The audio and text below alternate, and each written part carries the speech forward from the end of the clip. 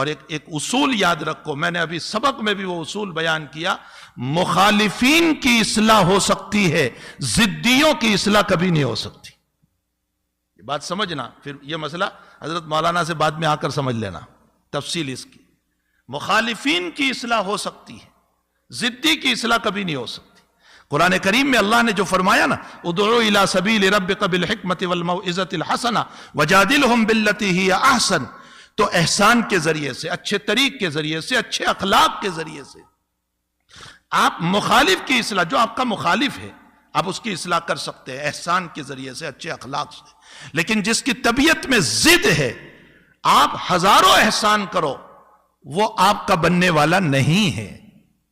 حضرت عمر مخالف تھے، ضدی نہیں تھے، تو نبی علیہ السلام نے ان کے لیے دعا کی، اے اللہ عمر کو اسلام عطا فرما. اللہ نے دے دیا. خالد بن ولید مخالف تھے، ضدی نہیں تھے، اللہ نے ایمان دے دیا. عمرو بن العاص ضدی نہیں تھے، مخالف تھے، اللہ نے ایمان دے دیا. اور ابو جہل، ابو لہب، عتبہ، شیبہ، ولید یہ ضدی تھے، جو یوں کہتے تھے محمد سچا ہے پھر بھی نہیں مانیں گی. یہ ضد تھی. اور ضدی لوگوں کی اصلاح کبھی نہیں ہو سکتی، آپ کتنی ہی ان کے پیچھے محنت کر لو. قرآن کی آیت جھوٹی نہیں ہے. تو خیر میں یہ کہہ رہا تھا کہ حقیقت یہ ہے کہ بھائیوں، قرآن سورہ کہف جو ہے یہ دجالی فتنوں سے حفاظت کا ذریعہ ہے، تو ہمیں روزانہ تلاوت کرنا چاہیے. یہی وجہ ہے کہ ہمارے بعض اکابر کے معمولات جو ہیں وہ بہت عجیب و غریب رہے. امام ابو یوسف رحمۃ اللہ علیہ بسم اللہ کے عامل تھے. بسم اللہ کے عامل ہونے کا مطلب یہ ہے کہ روزانہ 12,000 مرتبہ بسم اللہ پڑھتے تھے. یہ بسم اللہ کے عامل تھے.